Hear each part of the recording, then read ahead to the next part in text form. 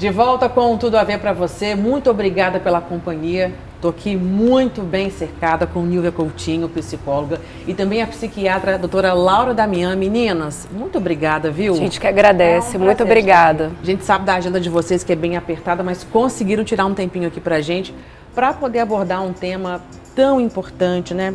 Quantas pessoas já perderam alguém, um ente querido, uma pessoa muito importante na vida e não conseguiu superar, não conseguiu passar por essa fase? Então a gente escolheu esse tema para abordar aqui hoje para ajudar você que está em casa, está acompanhando a gente, a sair desse momento, né? A gente sabe que o luto, eu, por exemplo, tenho uma história de luto na minha vida, mas a gente aprende a conviver nessa condição, porque a gente sabe que é algo que não tem jeito, não tem volta, mas é preciso seguir em frente, né? Vou começar por você, Nilvia. Eu acredito que você deva receber muitas pessoas no consultório, até porque você é especialista em luto, dessa forma, né? O que você pode começar falando um pouquinho pra gente sobre isso? Luto é dor de amor, né?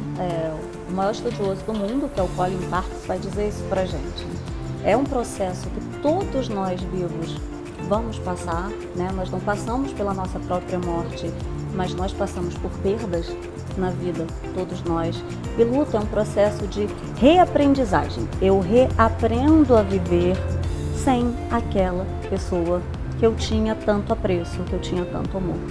Então é um reinvestimento de amor em mim e na minha vida. Laura, é importante a gente abordar também, assim como a Nilvia, você também tem vários atendimentos nesse segmento. O que você falaria para as pessoas que estão acompanhando agora? Vamos pensar que você está aqui no seu consultório, né, recebendo uma pessoa que está precisando respirar, voltar a viver, voltar a ter boas perspectivas e pensar em seguir em frente, porque eu acho que a maior dificuldade de quem perde um grande amor, seja ele qual for, um parceiro, um pai, uma mãe, um filho, é essa retomada, é pensar em seguir o caminho sem essa pessoa.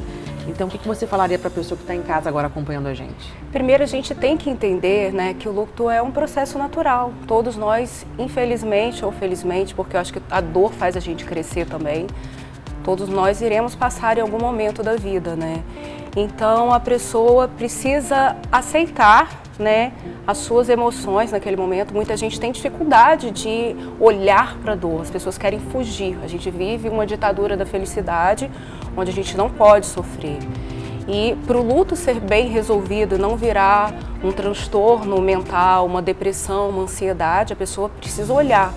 Bom, eu tenho uma dificuldade, eu tenho uma dor, eu preciso encarar esse problema e ter paciência consigo mesma, né? Bom, é igual uma cicatriz, né? Cada um tem o seu tempo de cicatrizar processo. Uma ferida, por exemplo, na pele.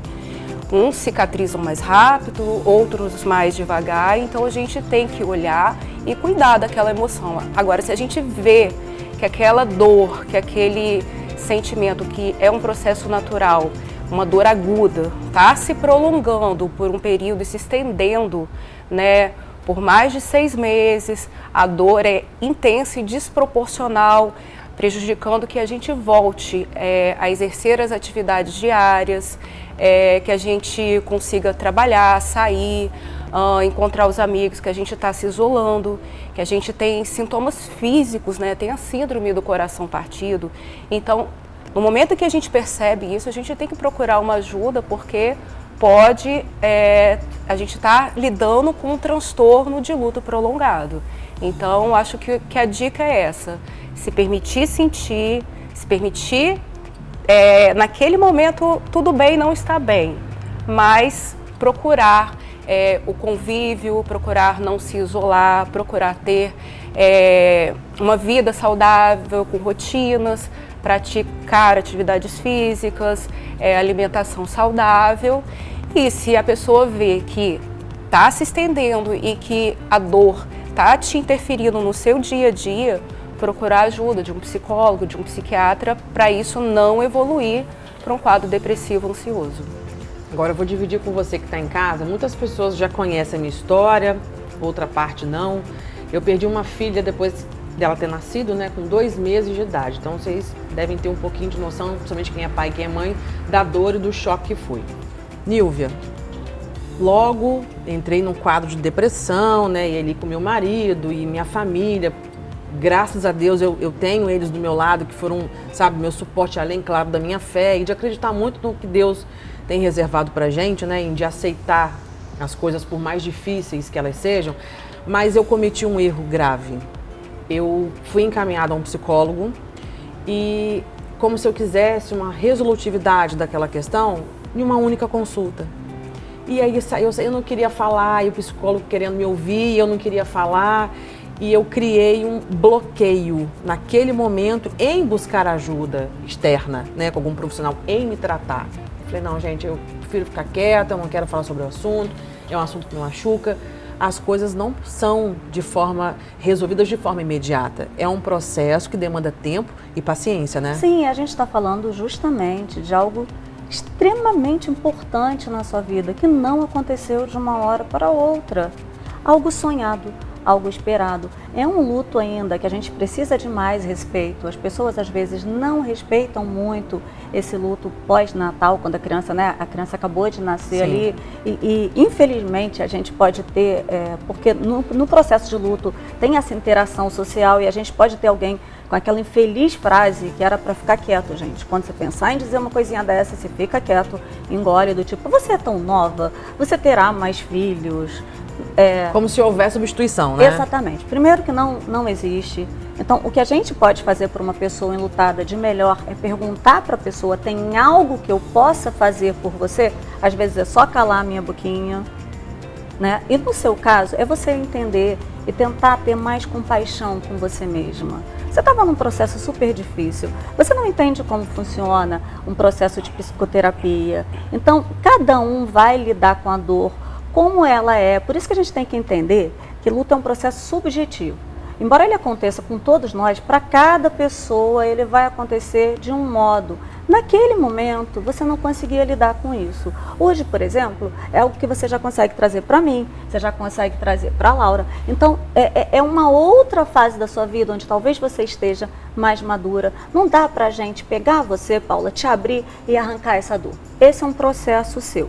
Só que o que a gente procura, às vezes, durante toda a vida, é ser amado. O nosso reconhecimento vem do outro. Eu não estaria aqui se eu não soubesse que você gosta de mim. Se eu achasse que Laura é uma pessoa que me detesta, provavelmente eu estaria aqui com uma outra postura, eu não estaria aberta. Então nós também procuramos o tempo inteiro nas nossas relações o amor do outro, a aceitação do outro. O que a gente precisa entender é que o amor ele não vai com quem partiu, só a pessoa que foi. O amor não foi, o amor continua. E se essa pessoa que partiu, se ela me amava, eu continuo me amando. Eu só preciso entender que é de um outro modo. Forte isso, mas né, que gente? Continua. Então, o amor não se foi. E por respeito a essa pessoa, é que eu preciso tentar ser feliz da melhor forma que eu conseguir aqui. Se tem algo que a experiência com a morte me trouxe, já que eu só fui fazer psicologia também por uma experiência com o luto, é que eu preciso viver essa vida aqui e os momentos que eu tenho com quem eu amo da melhor forma possível. Porque o que a gente entende da vida de fato e do tempo? A gente não sabe quando as coisas vão acontecer. Até quem diz assim, Paula, às vezes, eu quero morrer subitamente. Porque não tem isso, a gente não fala isso. Eu me lembro que quando meu avô faleceu, minha maior tristeza foi por que ele sofreu tanto, aquela pessoa tão maravilhosa, tão doce. Meus questionamentos eram esses. Mas será que a gente age amorosamente? A gente se prepara para morrer subitamente? Porque se eu me preparasse, será que eu não ia tentar ter uma vida mais paciente? Será que eu ia dizer um eu te odeio?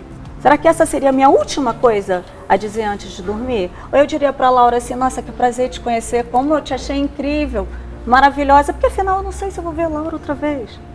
Então, uma das experiências que a morte me trouxe será que dá para eu viver a vida mais leve, já que eu não sei o que vai me acontecer? Vocês estão vendo o nível do bate-papo que a gente está tendo no Tudo a Ver deste sábado, né? Eu vou chamar um intervalo, a gente tem um pouco mais de assunto ainda sobre isso para poder abordar. A gente volta já já, vamos ficar tricotando aqui no intervalo, viu meninas? É rapidinho.